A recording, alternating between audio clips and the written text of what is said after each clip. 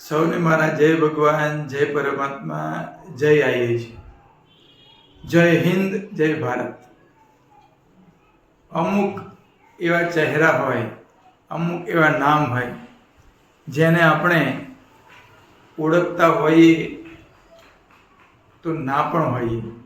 ક્યારેક ચહેરો જોતા હોઈએ, નામ યાદ આવે પણ ખરું ના આવે, અને ચહેરો યાદ આવે, નામ યાદ આવે તો એનું કામની આપણને ખબર ના હોય. તો એવા એક ક્રાંતિકારીની આજે પુણ્યતિથિ છે. 30મી માર્ચ 1930ના દિવસે ભગવાનના ધામો ગયેલા, એમની પુણ્યતિથિ જન્મ જયંતિ એવા શ્રી શ્યામજી કૃષ્ણ વર્મા કચ્છ જિલ્લાના માંડવીની અંદર એમનો જન્મ થયો 4 ઓક્ટોબર 1857, અને લંડનની અંદર, યુકેની અંદર ઓક્સફોર્ડ યુનિવર્સિટીમાં એમણે અભ્યાસ કર્યો હતો, અને સંસ્કૃતની અંદર એ પોતે આસિસ્ટન્ટ પ્રોફેસર સેવા પણ આપી હતી. સંસ્કૃતના પ્રકાંડ પંડિત.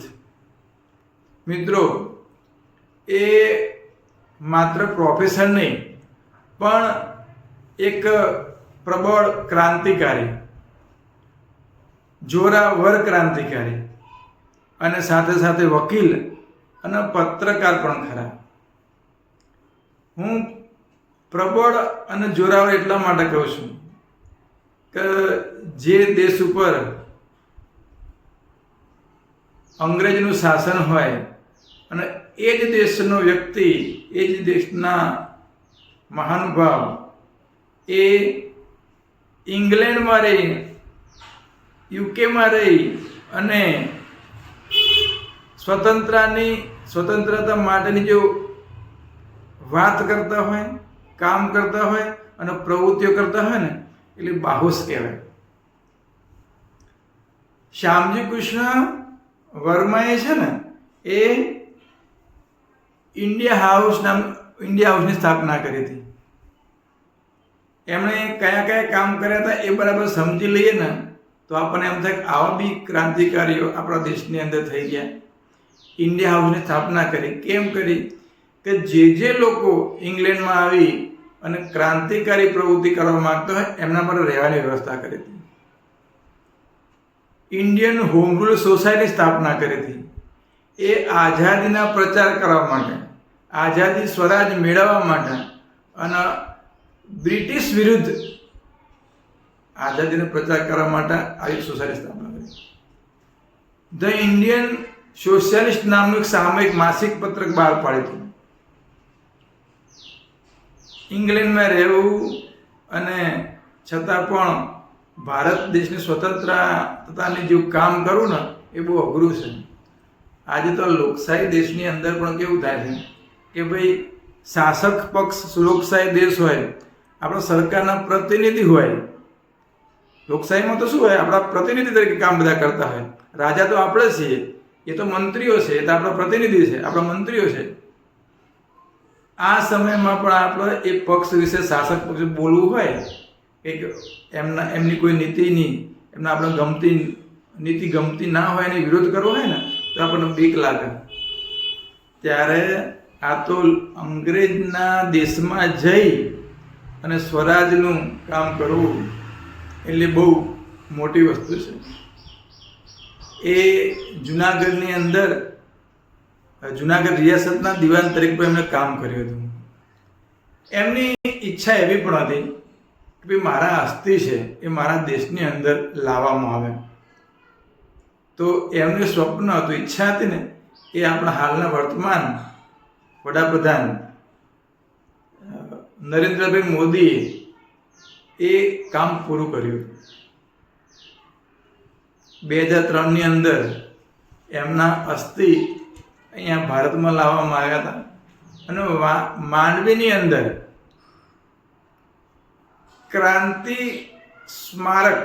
ક્રાંતિ તીર્થ નામનું સ્મારક ઊભું કર્યું. જેવું ઇન્ડિયા હાઉસ એમણે યુકેમાં બનાવ્યું હતું એની જ પ્રતિકૃતિ, એનું ભવ્ય સ્મારક જોયા જેવું એ માંડવીની અંદર એમણે ઊભું કર્યું અને એમના કાર્યને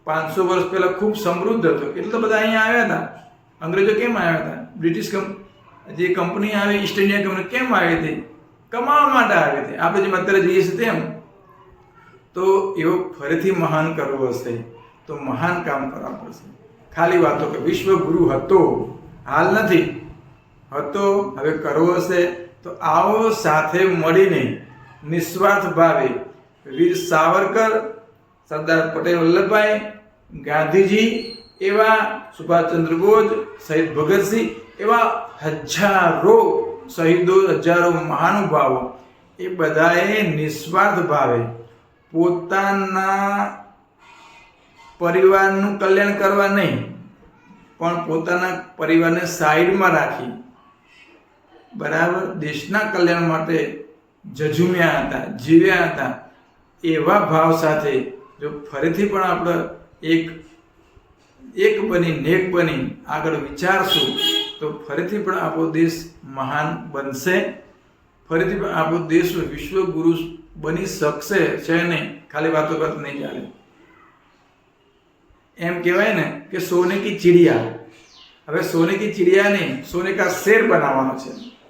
ચિડિયા છે ને તો ગમે તે પાંજરા પૂર દેશે, અને શેરનો પાંજરા પૂરવો છે તો વિચાર કરવો પડશે. તો આવો સાથે મળીને સોને કી ચિડિયા નહીં, સોને કા શેર બનાવીએ અને દેશને ફરીથી પણ આ વિશ્વની અંદર પોતાનું એક ઝળહળતું નામ કરે એવા પ્રયત્નો કરીએ. જય હિન્દ, જય ભારત.